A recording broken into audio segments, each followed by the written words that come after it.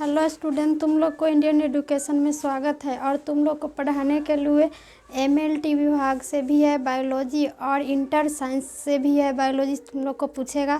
और तुम लोग को इम्पोर्टेंट ऑप्टेंट क्वेश्चन है। और क्या है तो ये शॉर्ट क्वेश्चन है। ये क्या है, लघु उत्तरीय और दीर्घ उत्तरीय होता है, उसमें दीर्घ उत्तरीय प्रश्न हुआ। और तुम लोग को पढ़ाने जा रही हूँ। पहला प्रश्न क्या है, रोग का प्रसार कैसे होता है। पहला प्रश्न क्या है, रोग का प्रसार कैसे होता है। तो रोग का प्रसार शारीरिक अंगों की कार्य प्रणाली को दोषपूर्ण हो जाना। शरीर के अंगों के कार्य की प्रणाली को क्या हो जाएगा, दोषपूर्ण हो जाना रोग कहलाता है। शरीर के अंगों के कार्य प्रणाली का दोषपूर्ण हो जाना, शरीर के अंगों को क्या हो जाएगा, कार्य प्रणाली दोषपूर्ण हो जाएगा। दोषपूर्ण हो जाएगा तो वो रोग कहलाएगा, जाना रोग कहलाएगा। और मात्र रोग की अनुपस्थिति से मानव का स्वास्थ्य अच्छा है।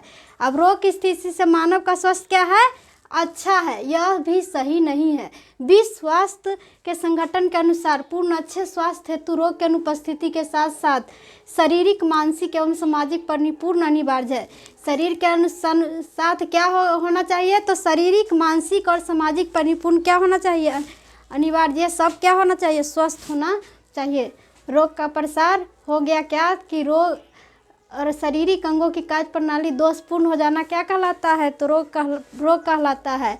यही पहला ये आंसर होगा। इतना भी तुम लिख सकते हो कि शरीर के अंगों को कार्य प्रणाली का दोषपूर्ण, शरीर के अंगों को क्या हो जाए, कार्य प्रणाली दोषपूर्ण हो जाएगा तो वो क्या कहलाएगा, रोग का प्रसार। ये भी लिख सकता है।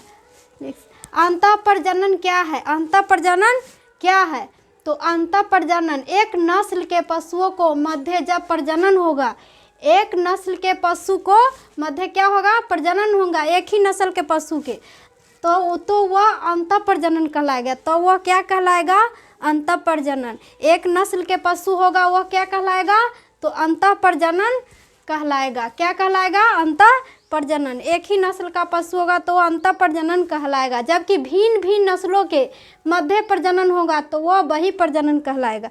जब भिन्न भिन्न नस्ल के पशु होंगे उसको क्या कहेंगे, तो बहिप्रजनन कहेंगे। क्या कहेंगे, भिन्न भिन्न नस्ल को क्या कहेंगे, भिन्न भिन्न नस्ल वाले पशु को तो बहिप्रजनन, और एक नस्ल के पशु को क्या कहेंगे, अंतःप्रजनन।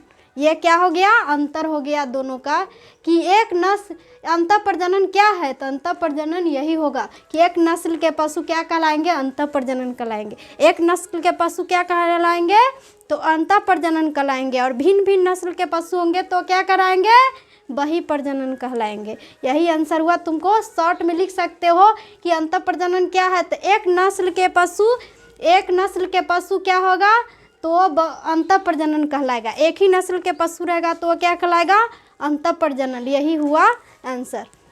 अलैंगिक तथा लैंगिक जनन में साधारण अंतर स्पष्ट करें। अलैंगिक किसको कहेगा और लैंगिक जनन किसको कहेंगे, दोनों में अंतर लिखना है।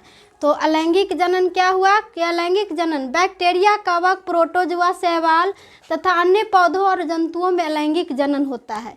अलैंगिक जनन किस में होता है, तो बैक्टीरिया में, कवक में, प्रोटोजोआ में, शैवाल में तथा अनेक जंतुओं में और पशु में भी ये होता है अलैंगिक जनन। और लैंगिक जनन किस में होता है, तो लैंगिक जनन लगभग सभी जीवधारुओं में पाया जाता है। उच्च वर्गीय पौधों तथा जंतुओं में भी यह जनन एकमात्र विधि से ही होता है।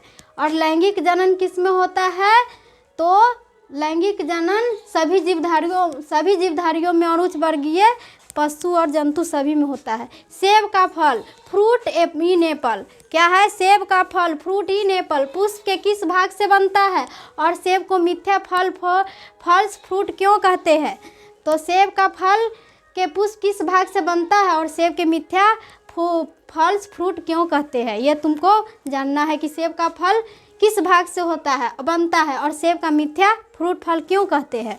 तो सेब के फल का निर्माण पुष्प के पुष्पासन से होगा। सेब के फल का निर्माण किससे होगा, फूल के पुष्पासन से होगा। और सेब का पुष्पासन चारों ओर से बढ़कर अंडाशय को घेर लेगा, और सेब के चारों ओर से अंडाशय से क्या हो जाएगा, फल को घेर लेगा। इसीलिए इससे कूट फल या आभासी फल भी कहते हैं। इसलिए घेर लेगा उसको क्या कहेंगे, कूट फल या आभासी फल भी कहेंगे।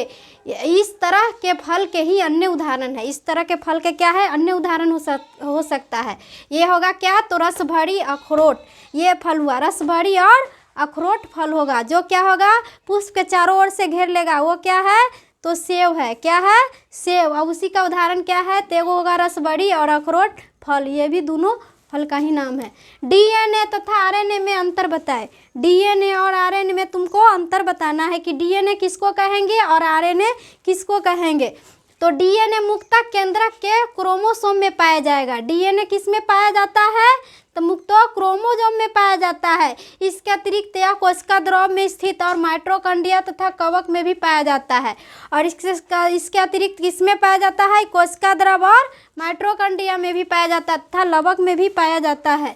जबकि आरएनए कोशिका द्रव एवं केंद्रक में ही पाया जाता है। अंतर क्या होगा कि आरएनए कोशिका द्रव एवं केंद्रक में ही पाया जाता है, जबकि डीएनए के क्रोमोसोम में भी पाया जाता है और कोशिका द्रव और माइटोकॉन्ड्रिया में ही लवक में पाया जाता है। जबकि आरएनए किस में पाएगा, तो कोशिका द्रव और केंद्रक में ही पाया जाएगा। तो इसे क्या कहेंगे, डीएनए तथा आरएनए में यही अंतर हुआ। तुम देखो बच्चों, वीडियो अच्छा लगे तो लाइक और शेयर और सब्सक्राइब करें और वीडियो को आगे बढ़ाएं।